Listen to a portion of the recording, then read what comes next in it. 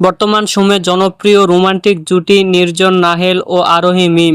দিন দিন বাংলা নাটকের জনপ্রিয়তা বেড়েই চলেছে। সেই ধারাবাহিকতায় আবারও নতুন নাটক নিয়ে হাজির হয়েছেন জনপ্রিয় এই জুটি। নাটকটির নাম তাহার খুঁজে অচিনপুরে। এ নাটকটিতে অভিনয় করেছেন বর্তমান সময়ের আলোচিত অভিনেতা নির্জন নাহেল ও আলোচিত অভিনেত্রী আরোহী মিম।